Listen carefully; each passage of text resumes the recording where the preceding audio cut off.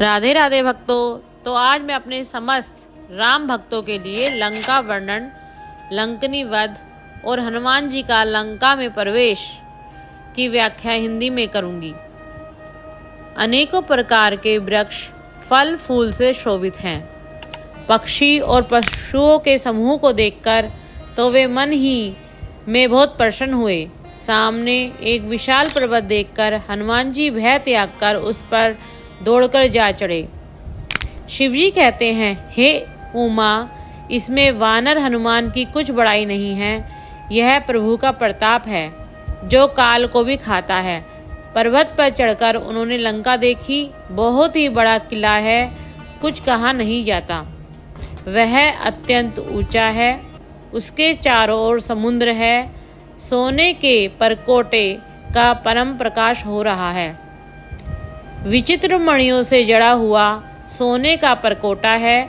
उसके अंदर बहुत से सुंदर सुंदर घर हैं। चौराहे, बाजार, सुंदर मार्ग और गलियां हैं। सुंदर नगर बहुत प्रकार से सजे हुए हैं। हाथी, घोड़े, खच्चरों के समूह तथा पैदल और रथों के समूहों को कौन गिन सकता है। अनेक रूपों के राक्षसों के दल हैं। उनकी अत्यंत बलवती सेना वर्णन करते नहीं बनती। वन, बाग, उपवन, फुलवाड़ी, तालाब, कुएं और बावलियां सुशोभित हैं। मनुष्य, नाग, देवताओं और गंधर्वों की कन्याएं अपने सौंदर्य से मुनियों के भी मन को मोह लेती हैं। कहीं पर्वत के समान विशाल शरीर वाले बड़े ही बलवान पहलवान गरज रहे हैं। वे अनेकों अखाड़ों में बहुत प्रकार से भिड़ते हैं और एक दूसरे को ललकारते हैं। भयंकर शरीर वाले करोड़ों योद्धा यत्न करके नगर की चारों दिशाओं में रखवाली करते हैं। कहीं दुष्ट राक्षस भैंसों, मनुष्यों, गायों, गधों, बकरों को खा रहे हैं। तुलसीदास ने इनकी कथा इसलिए कुछ थोड़ी सी कही है कि ये निश्चय ही श्री रामचंद्र जी के वाण रूपी तीर्थ में शरीरों को त्याग कर परम गति पाएंगे।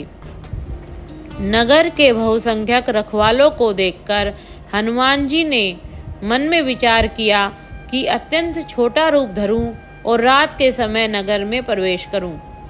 हनुमान जी मच्छर के समान छोटा सा रूप धारण करके नर रूप से लीला करने वाले भगवान श्री रामचंद्र जी का स्मरण करके लंका को चले। लंका के द्वार पर लंकनी नाम की एक राक्षसी रहती थी। वह बोली, मेरा निरादर करके कहाँ चले जा रहे हो? हे मूर्ख, तूने मेरा भेद नहीं जाना। जहाँ तक चोर हैं वे सब मेरे आहार हैं। महाकपि हनुमान जी ने उसे घूसा मारा, जिससे वह खून की उल्टी करती हुई पृथ्वी पर लुढ़क पड़ी। वह लंकनी अपने को संभाल कर उठी और डर के मारे हाथ जोड़कर विनती करने लगी। वह बोली, रावण को जब ब्रह्मा जी ने वर दिया था तब चलते समय उन्होंने मुझे राक्षसों के विनाश की यह पहचान बता दी थी। जब तू बंदर के मारने से व्याकुल हो जाए तब तू राक्षसों का संहार हुआ जान लेना। हे तात, मेरे बड़े पुण्य हैं जो मैं श्री रामचंद्र जी के दूत को नेत्रों से देख पाई हूँ।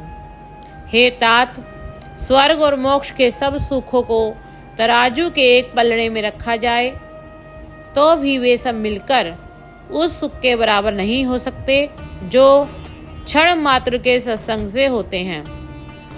अयोध्यापुरी के राजा श्री रघुनाथ जी को हृदय में रखे हुए नगर में प्रवेश करके सब काम कीजिए। उसके लिए विष अमृत हो जाता है, शत्रु मित्रता करने लगते हैं, समुद्र गाय के खुर के बराबर हो जाता है, अग्नि में शीतलता आ जाती है। और हे गरुड़ जी, सुमेरु पर्वत उसके लिए रज के समान हो जाता है। जिसे श्री रामचंद्र जी ने एक बार कृपा करके देख लिया, तब हनुमान जी ने बहुत ही छोटा रूप धारण किया और भगवान का स्मरण करके नगर में प्रवेश किया। हनुमान जी ने एक एक महल की खोज की। जहाँ तहाँ असंख्य योद्धा देखे, फिर वे रावण के महल में गए। वह अत्यंत विचित्र था, जिसका वर्णन नहीं हो सकता। हनुमान जी ने रावण को शयन करते हुए देखा, परंतु महल में जानकी जी नहीं दिखाई दी। फिर एक सुंदर महल दिखाई दिया, जहां भगवान एक अलग मंदिर बना हुआ था।